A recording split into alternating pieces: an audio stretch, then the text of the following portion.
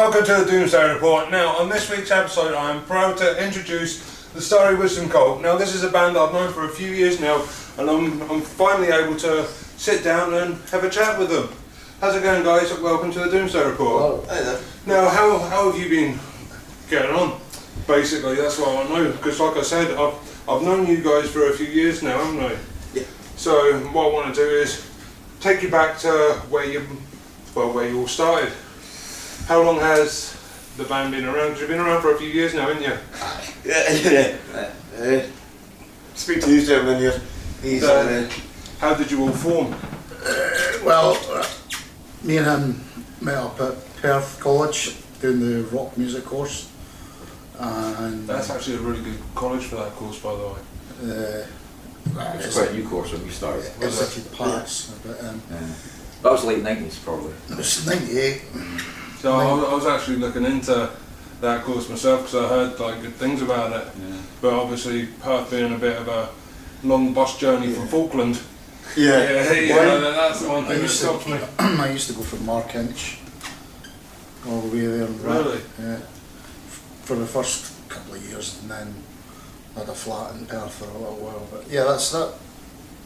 I met him there, and from there we kind of. What did we do next? Well, Simon had gone to college, hoped to set a band up. I think is what. And it was all Hoping to meet somebody. it's all So. a bit of a blur, to be honest. It was kind And I turned up with a bit of a metal-looking guitar or something. That was basically what. What was it? really, I had a car as well. really, I only know him because it's a long walk from the bus station up to the college. So you used to get a Well, road. and I was like, Glenrothes College? Up to No, From up from the bus station at Perth up to the right, college. right. It's a good Metal-looking guitar and a car that I could 20 drive minutes, to and then I thought, man, Fancy. I better, advantage. I better find someone that can give me a lift up in the morning. Although I then discovered that he's always late. So, but, yeah. So your timekeeping's about as good as mine then? Yeah. And then we just, I don't know, what did we do behind? I mean, I suppose I'd messed about with just recording weird shit on 4-tracks with a guy that I'd met at college, a different college previously, and so I was kind of, as well as metals and a kind of punk and stuff like that, and so the kind of punk, I'm not claiming I'm a punk, but the punk, I don't know, idea of just, you just get shit together and then you make it was kind of there, so it was like, Very, right, very rough and raw. let's get a kit and let's, a drum kit, and then let's just make a noise and see what happens, that kind of thing. And we did that for, I don't know how long.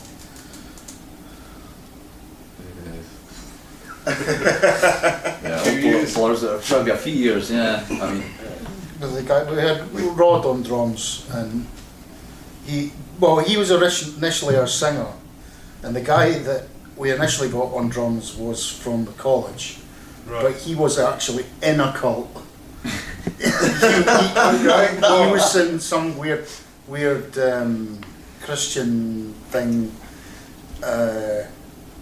and so he wasn't really into metal and stuff like that, and so when he left, the guy who we had as a singer, Rod, it was basically, right, well, somebody needs to play drums, you can play drums, and so he started playing drums and he started singing, and I'd always been doing crappy backing vocals,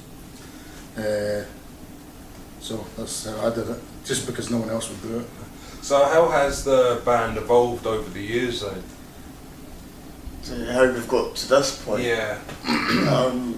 Well, I actually met Ross through doing a college course with him years ago in Dunfermline, and all I remember is to how I joined the band. Yeah, Dunfermline. All I remember is to how I joined the band was we done a course together. I met Ross a couple of years after we finished the course, and he was asking me still, playing drums, interested in drums. Well, when Rod left, we had a drummer called Mark, who is a good drummer. Yeah, he's I don't know where he lives. Is he in Edinburgh? Is he in the West Coast? He was blind, Boy, really good drummer, but he was a bit kind of, you never really knew where you were, and kind of eventually he quit. And then for a while we didn't have a drummer, and then Ross had met Alec, who hadn't played for years. I was in a band years ago called Warped. Right. But just banding, you know, it just kind of fizzed away to nothing. Yeah. And then I've done nothing for a long time. So it was the option there again, but at that point we were like, well, do we just rope in someone that's never played drums at all, just like, you know, some random friend that you can play drums, or do we try and get a proper drummer, which at the best times is a pain in the arse.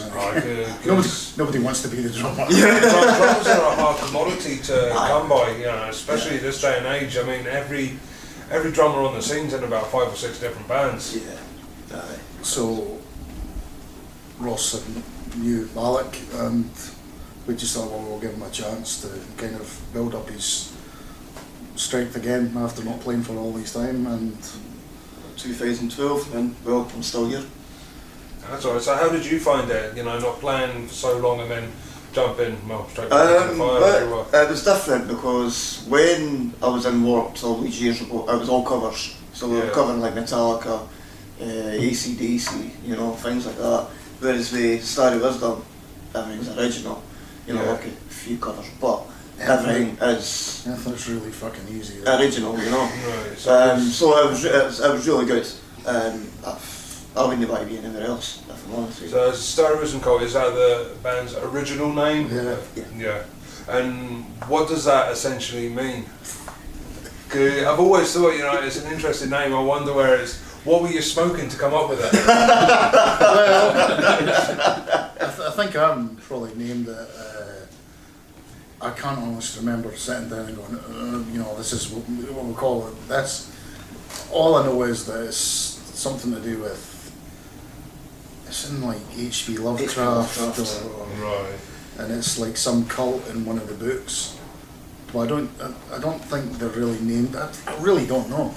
I think the only thing that I can really remember was that, I don't know, to me it kind of had like, it's not the same as like, you know, Big Brother and the Home Company or something like that, but it's just, I don't know, I just liked it. Liked it.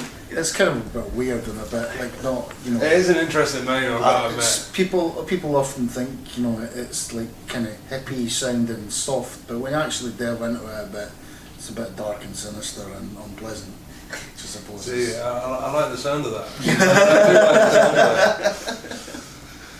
that. Now, what have you got in regards to singles, videos, albums, stuff that you've recorded? Well, I mean, we've recorded various, you know, demos and 3-track EPs and stuff over the years with various lineups, but we kind of just ignore all that stuff really these days. We did record an album. I mean, it's going to be 5 or 6 years ago probably now. 2016. 2016. Is that the album that I've got? Yeah. See, I'm trying to remember. It's got a funky like Latin style name in it. Yeah. Well, what does that mean? Well, 'Cause I know it's meant to mean something, but I don't speak Latin, so I'm just intrigued. basically to fund the album, we Michael, who was the sound engineer guy that owns the studio, said to us if we built, there's a big fence around the studio. If we built that, we would get, how many hours was it? 40 hours. They were needing a new fence built, which was quite a lot of money, so we had some sort of, a little bit of experience of... Yeah. Right, so you Not got like fence labourers sort of So we thing. built the fence, big, I don't know how many, it's about 10 feet, yeah. So the deal was basically, if you guys can help us with building the fence, we'll give you guys as many hours in the recording studio for. So what's the name of, what's the album called? Lignum. Concretum. Ferro. Alright. So it's wood, Aye, concrete. Yeah. It's basically the fence. Aye, basically that's what it is. We're That's concrete. decent, that is cool as hell. So, I mean, I don't like understand Latin or anything like that. So. You were saying about the experience. The experience came from building like boardwalks and North Shore, which is which is kind of like a boardwalk for mountain bike trails. Right. So yeah. So, yeah, being very handsy is Yeah. got you. Well, I mean, that's your how, album. that's how he's in the band, because I'd volunteered, once again, on one of my many trips to different colleges. I'd gone and done the what's it called? Countryside management course at Elmwood, and as part of that I did a lot of wildlife volunteering with the Five Coast and Countryside. Yeah. And when Mark was in the band, we had a guy called Graham, different guy called Graham, who played bass for a while, and then he left. And just as he was about to leave I volunteered, and he was one of the Rangers, and I just saw, I can't remember what I said to you. Yeah. Well, I was probably listening to, was it not like I was listening to a lot of like Arm and a Marathon stuff, and we were Possibly, yeah. coming back from something, probably building a boardwalk or something, and you said something like, you listen to all that Viking metal stuff, don't you? I said, well, a little bit. You said, so you know about Stuff, like, was it not? You listen to all that Viking metal shit. a little bit. He goes, so you know a bit about like honour and like sticking by your mates and stuff. I guess. And he goes, and did you not say that you've got a bass? I said, yeah. I said, you want to fill in for it? On the bass? I'll do that for you. I was going from that filling in was- Same year I joined. That was like 2 months after. 2 months after I joined. Yeah. So being a fill-in to a permanent fixture, Oh, that's okay. Yeah. that's the way it goes. Now, what have you got gig-wise coming up in the future that you can announce, or is there anything you can't announce? So tomorrow night we're in Cody's in Dunfermline. Got a mini tour of Scotland. So 2-day tour. Two-day tour. so we've got tonight and tomorrow so far. We've got a 3-track EP that it's meant to have been Meant to have been released, Here. like it was recorded before the pandemic. yeah. So bloody shandemic, I'm telling you. That thing's ruined it for so many people, man. Yeah. Three tracks, just 3 tracks, and the initial idea was possibly to, maybe try and record another album with those, like, and just record more. Yeah. But it's been so long that it might be just nice to release that. So it's all down Is to that then your like, do skins. something else? I mean, one of the tracks that is on the EP we will be playing tonight, so you'll be able to. One of the tracks is like 2. It's all 3 of Is them. it all 3 of them there? Oh, well, there you go. So you never all 3 asked of for a them. drummer what's going to happen, because clearly they know nothing. Okay, so all 3 of them are there, so. All 3 of them are getting Yeah, played tonight, but so- you won't see them until the episode is released. There'll be some more land to look forward to as well. Yeah, nice For the one, title. nice one. It's kind of hard to book, like, just because like we're all older, and so there's a lot more like jobs, and well, I don't have a wife, but he's got a wife and kids, and so it's kind of difficult to say, oh, we'll do like X amount of dates, or Yeah. so we kind of seem to move from like month to month, and we do See bits what's here going and there, and just See what we've happens. that's always been what it's like, like back in the day we used to do things like we played like me and him with like Rod and who's on bass, Scott, like we did like Whistle Binkies at like 3 in the 3 in the morning. morning. Yeah. And then like you come out and the sun's coming up, and I'm like, A weeknight, like Tuesday morning. Wednesday morning, Tuesday morning or something. you can't really do that kind of stuff. No, that's something for if you're in your 20s. Yeah. You know?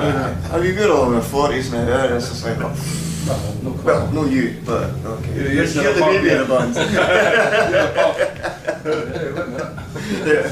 So we've got nothing concrete, but there's places, venues that will Because you are obviously quite active on the 5 scene, aren't you? You play like, was it the Purple Cat? Purple Cat, yeah.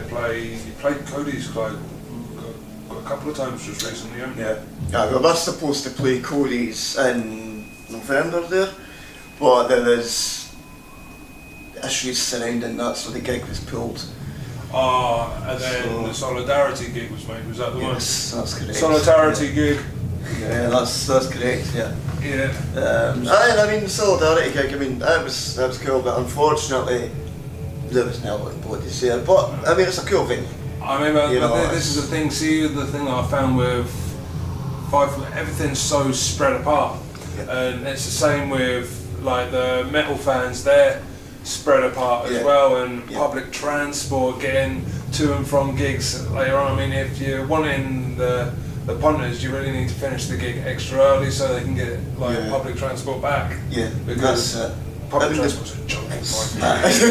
Public transport in general is just a joke, you know. But I mean, I think a lot of the issues nowadays is the cost of living as well. You know, a lot of people are feeling it. You know, a lot of people have lost jobs, etc. So just a lot of people are taking their bills. You know, that's just one of these things, unfortunately. So it's life, isn't it? Kind of spread out. We've always been like, even way back in the day. You know, times we've been, you know, like Perth, Fife, Edinburgh. We've had members there. And he's down in, where are you?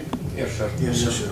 Right, so it's a fair drawn for you when it comes to practice. So you know, like we've had gigs up in Inverness and things like that.